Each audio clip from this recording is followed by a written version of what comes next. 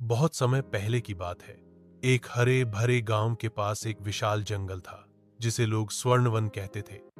कहा जाता था कि इस जंगल में अद्भुत खजाने छिपे हुए हैं, लेकिन यह भी मान्यता थी कि जंगल केवल उसी को अपना रहस्य बताता है जिसके मन में लोभ नहीं बल्कि भलाई होती है।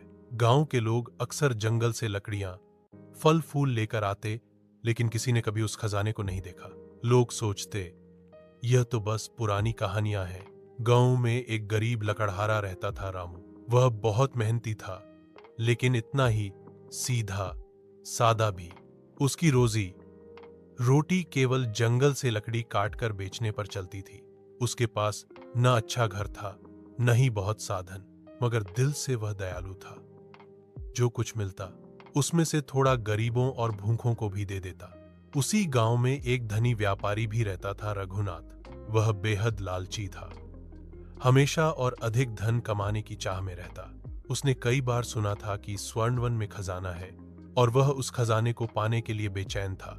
एक दिन की बात है, रामू रोज की तरह जंगल में लकड़ी काटने गया। तभी उसने देखा कि एक नन्हा हिरण शिकारी के फंदे में फंसा हुआ है। उसकी आंखों में आंसू थे। रामू का दिल पिघल गया। उसने कुल्हाड़ी नीचे रखी और फंदा काटकर हिरण को आजाद कर दिया।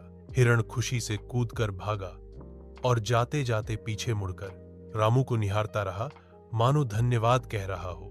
रामू ने मन ही मन सोचा, जानवर भी तो भगवान की ही रचना है, इन्हें दुख देकर भला कैसा सुख मिलेगा। वह उस दिन लकड़ियां कम ले गया, लेकिन उसके दिल में अजीब सी शांति थी। उसी दिन व्यापारी रघुनाथ भी जंगल गया।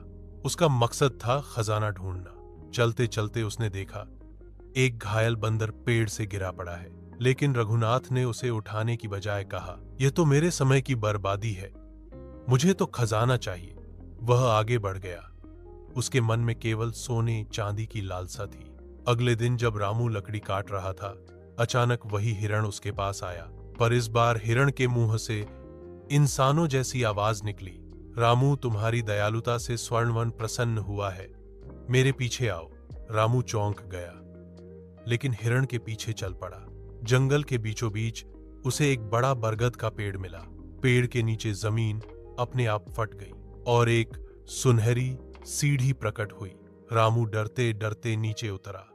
वहां उसने एक गुफा देखी जिसमें सोने के सिक्के, हीरे, जवाहरात और अनमोल वस्तुएं रखी थीं। हिरण बोला, रामू, यह खजाना तुम्हारे लिए नहीं, तुम्हारे गांव के लिए है। तुम चाहो तो थोड़ा ले सकते हो, लेकिन याद रखना, यह दौलत केवल भलाई के काम में ही लगानी होगी। यह दौलत केवल भलाई के काम में ही लगानी होगी।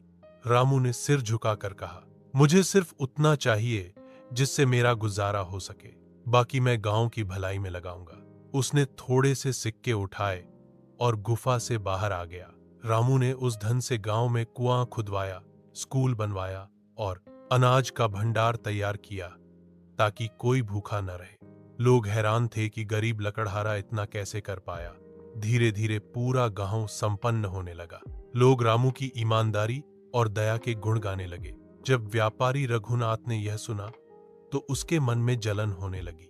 उसने सोचा, जरूर उस जंगल में सचमुच खजाना है। अगर रामू पा सकता है तो मैं क्यों नहीं। वह तुरंत जंगल की ओर भागा और ऊंची आवाज में बोला, हे स्वर्णवन, मुझे भी अपना खजाना दिखा, मैं सबसे बड़ा दान करूंगा। लेकिन जंगल मौन रहा। फिर उसने देखा वही घायल बंदर जो पहले दिन गिरा था। बंदर कमजोर होकर अब भी तड़प रहा था, लेकिन रघुनाथ ने फिर भी अनदेखा किया और बोला, पहले खजाना दे, फिर चाहे बंदर को ठीक कर दूं। जैसे ही उसने ये शब्द कहे, जंगल से एक तेज आंधी चली। रघुनाथ के पैरों के नीचे की जमीन दरक गई और वह एक गहरी खाई में गिर पड़ा। बड़ी मुश्किल से जान बचाकर बाहर निकला, पर उसका शरीर घायल हो गया। उसे समझ नहीं आया कि रामू को खजाना कैसे मिला और उसे क्यों नहीं। रामू अब गांव का सम्मानित व्यक्ति बन चुका था, लेकिन स्वर्णवन ने उसकी अंतिम परीक्षा लेनी थी। एक दिन गांव में अकाल पड़ा, बारिश नहीं हुई और खेत सूख गए। लोग परेशान हो गए। रामू सोच में पड़ गया, अब क्या किया जाए। खजाना तो बहुत है, पर क्या सिर्फ धन से खेतों में हरियाली आएगी? उसी रात हिरण उसके सपने में आया और कहा, रामू, असली खजाना सोना चांदी नहीं बल्कि करुणा और परिश्रम है।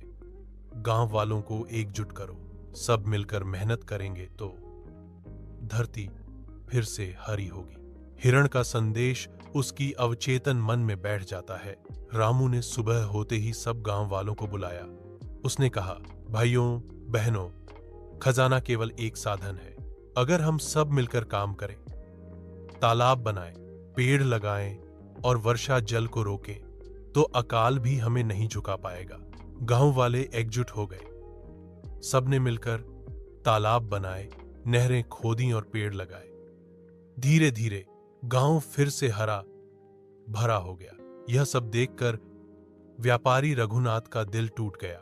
उसने रामू से जाकर कहा, भाई, मैंने लालच किया और प्रकृति ने मुझे दंड दिया, मुझे माफ कर दो। रामू ने मुस्कुराकर कहा, रघुनाथ, खजाना हर किसी के लिए है, लेकिन शर्त यह है कि उसे भलाई में लगाना चाहिए। अगर तुम सच्चे मन से दूसरों की मदद करोगे तो तुम्हें भी स्वर्णवन का आशीर्वाद मिलेगा। रघुनाथ की आंखों से आंसू बह निकले। उसने प्रतिज्ञा की कि वह अब से अपना धन जरूरतमंदों के लिए खर्च करेगा।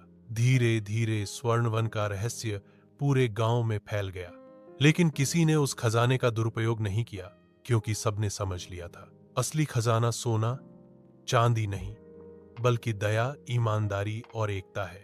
लालच से विनाश होता है और भलाई से सुख समृद्धि मिलती है। रघुनाथ की आवाज अटूट विश्वास से भरी हुई गूंजती है कि आज से मैं अपनी संपत्ति जरूरतमंदों के लिए खर्च करने का संकल्प लेता हूं। उसकी गंभीर प्रतिज्ञा गांव में जरूरतमंदों के लिए उम्मीद का वादा देते हुए गूंजती है।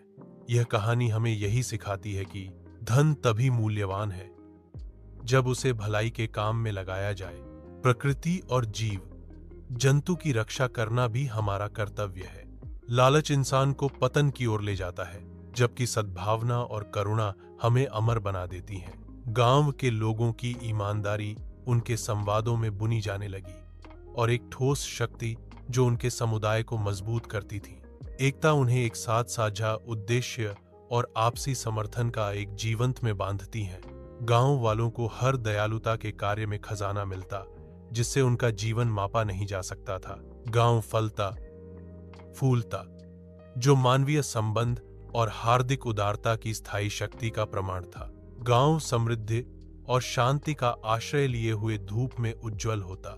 गांव के हर एक व्यक्ति में दयालुता झलकती, जो उनके सामंजस्यपूर्ण जीवन को समृद्ध करती थी। प्रत्येक दिन उनकी करुणा के प्रमाण के रूप में सामने आने लगा। इस शांत गांव में जीवन एकता का उत्सव था, जो अनुग्रह और सहानुभूति के साथ जिया जाता है।